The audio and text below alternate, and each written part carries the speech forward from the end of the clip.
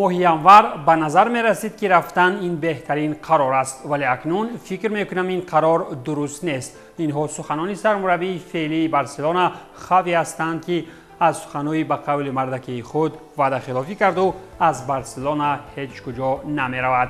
این باشد نشر نوبتی برنامه ترانسفر در عمل است که اطراف رویدادهای مهمترین دیگری ترانسفرهای فوتبالی میگوید. چطوری گفتیم بعد گفت و شنیدها میان سرمربی فعلی بارسا و راهبریت نیلوناریو خاوی به پرگی از گپ خویش گشت، ولی با وجود چند شرط‌های ضروری. هنوز چند روز پیش اطراف چنین قراری برآورده خاوی حتی کسی هم فکر نمی‌کرد، ولی او نیز سربلندانه به لهجه محلی بلبل برآمد.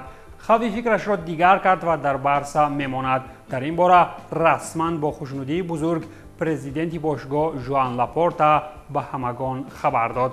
و گفتی لاپورتا و از روی سخنهای خاوی این مربی بارها اوید نیت رفتنش گفته بود، ولی چند روز پیش بعد شناسایی با نقشه و لایحه رشد باشگاه قرارش را دیگر کرد.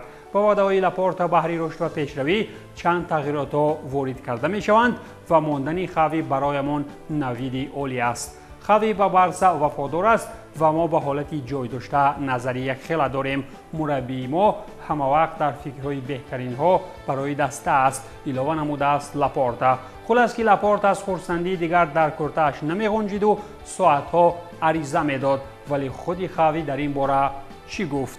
به طور عادی در دوام چند ماه فکرهای هم دیگر شدند. خاوی هم اطراف رومانتیکای فوتبالی با بارسا را تکرار کرد و درباره محبت بی‌پایان و فراتر از عشق میان لیلی و مجنون را نسبت بارسا به همگان گفت.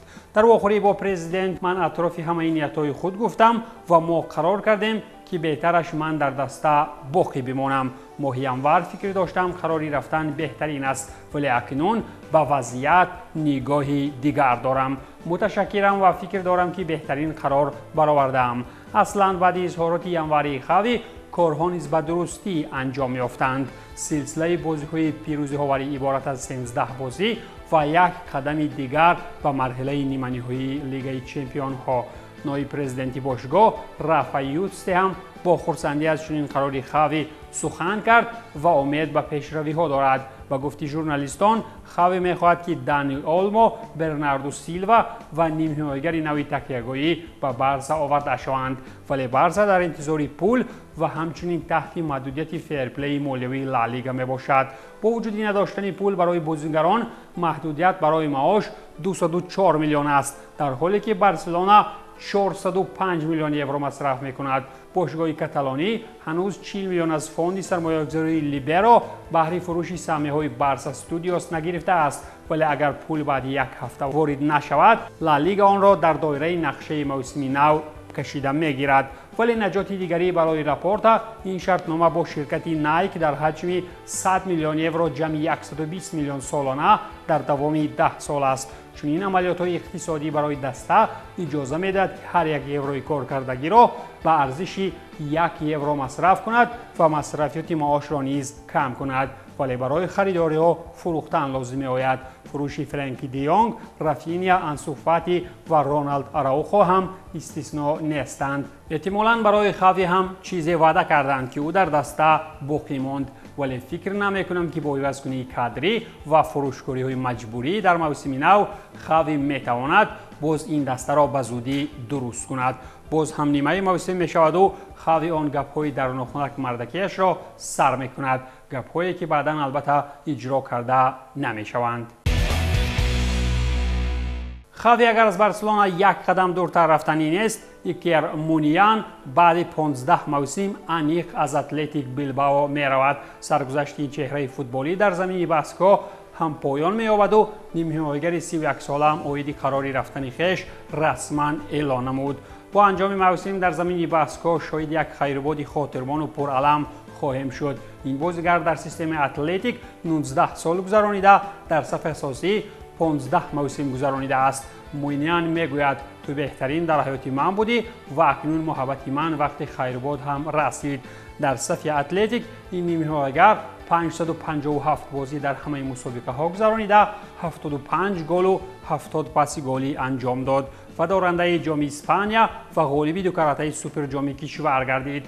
سخنهای محبت‌آمیز و تاثیربخش مونیان البته به دل مخلصان اشدی دسته اتلتیک خنجر میزنند، زیرا سخنهای خیربادی صمیمی و کلمه‌های وفاداری اند. اینها سخنهایی نیستند که خاوی در ماه ینور به زبان میآورد و علاقه ماه اپریل و قول روزها سخنهایش را وزورت میگیرد. 15 سال مونیان در صف اتلتیک بیلبائو چی در پستی و چی در بلندی ها بر رشد فوتبال منطقه باسکو بخشیده شد و باور دارم که آخرین موسم شاهد خیربادی تاریخی خواهیم شد. گپی دیگری پیچیده به کارهای ترانسفری فوتبالی البته که مبارزه رئیس فیفا ضد آگنت‌های فوتبالی می باشد. پرزیدنت فیفا جانی اینفانتینو از سیاستمداران خواست تا ضد آگنت‌های فوتبالی مبارزه برند. تیم‌های پرمیر لیگ انگلیا برایشان سالانه 500 میلیون پرداخت کردند و برای باشگاه‌هایی که بازیگران را رشد دادند تنها کمتر از 30 میلیون دادند. هفته قبلی معلوم گردید که در انگلیا قریب 500 میلیون یورو بهره خدمت‌های آگنت‌ها و میانروان کارهای ترانسفری از دوران 1 فوریه سال 23 تا 1 فوریه سال 24 پرداخت کردند. قسمتی بیشتر این پول از فوتبال بیرون می‌رود. در خود همان دوران دستای انگلیسی کمتر از 30 میلیون یورو به تیم‌های خارجی که این بازیگران را تمرین و رشد دادند پرداختند. جبران پولی‌ها و هوسمندی‌ها طبق قاعده‌های فیفا پیش بینی شدند، ولی این مبلغ برای دسته‌ها از روی اقتدار پولی نادرتر و طور حیاتی ضرورند.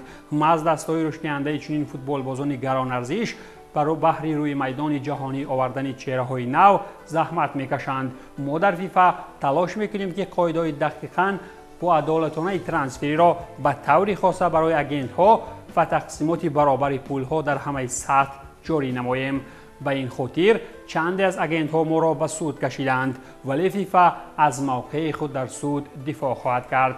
من از حکومت کشورها و مقامات‌های قانونگذار دعوت به عمل می‌آورم که به تأمین تقسیمات برابر پول‌های از ترانسفرها به میان آمده را مساعدت کنند و واسطه‌های پولی در فوتبال باقی مانند بین دسته‌ها تقسیم شوند، زیرا این دسته‌ها بهره آینده امروز و فردای بازیگران جوان سهمی بارز دارند. اظهار نموده است پرزیدنت فیفا جانی اینفانتینو.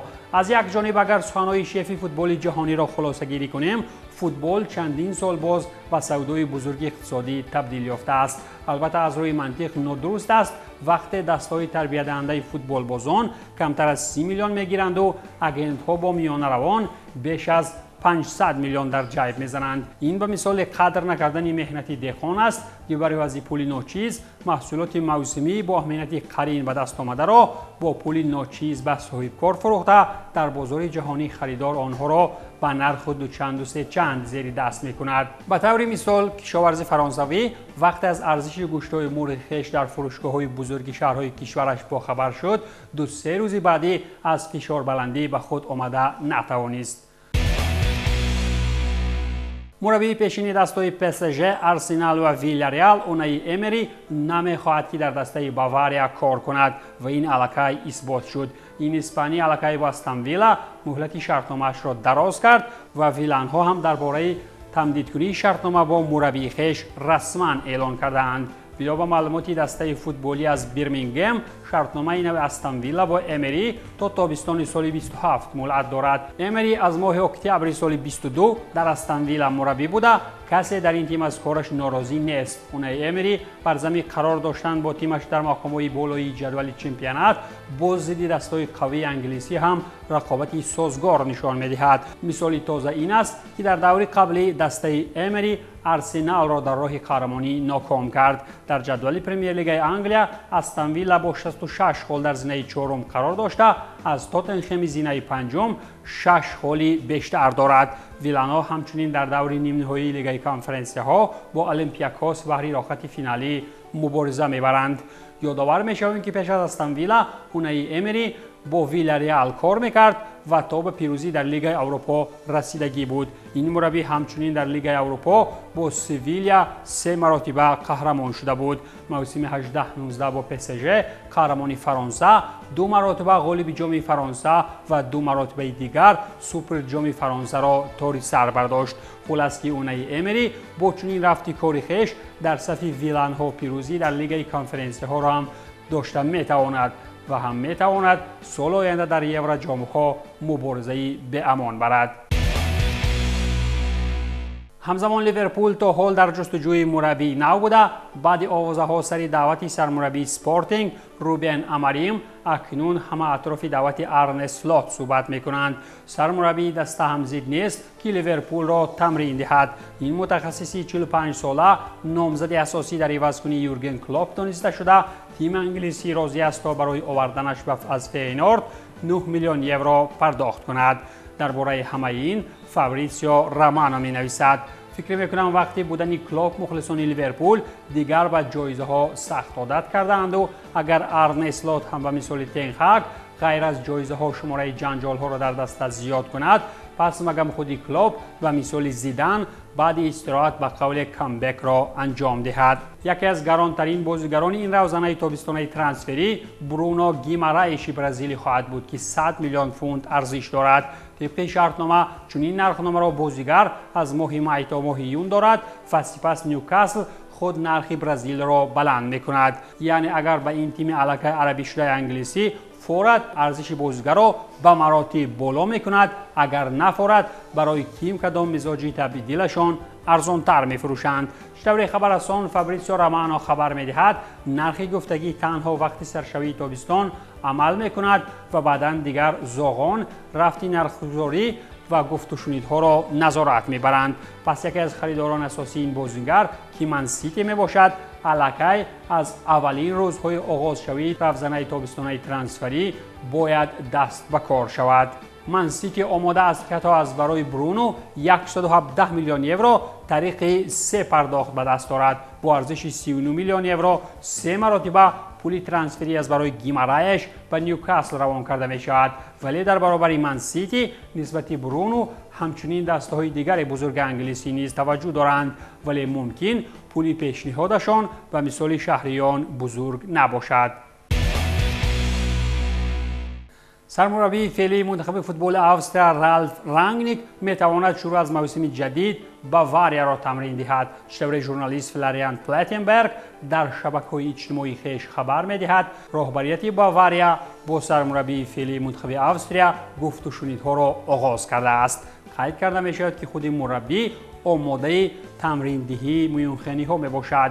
یادآور می شویم که رالف رانگنیک 65 ساله ماه دکامبر سال 2021 به حیث سرمربی منچستر یونایتد تعیین شده بود، ولی ماه می سال 2022 الکی این دسته را ترک نمود. باواریا را این حال توماس توخل تمرین می دهد که با انجام موسم جاری دسته را ترک می کند. پیشتر در وسایل اخباری عامه اوید اشتیاق میونخینی ها جانب رابرتو دزربی، اونای امری و یولیان ناگلزمن نوشته شده بود، ولی بعداً خبری برآمد که گویا رانگنیک چنین پیشنهاد میونخینی ها را رد کرده است و میخواهد تا آخری مهلت شرطنامه‌اش یعنی تا سال 26 با منتخب فوتبال استرالیا کار کند.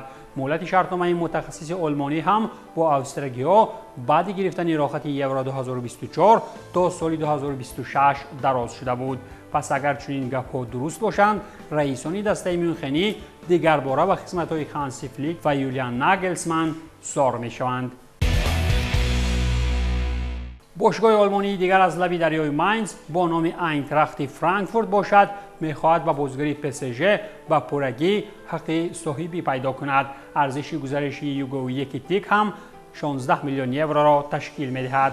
نیت خریداری پوره آلمانی ها هم بعد برآمد موفق این بازیگر در اجاره بوده پاریژیان در بوندسلیگا سر زد.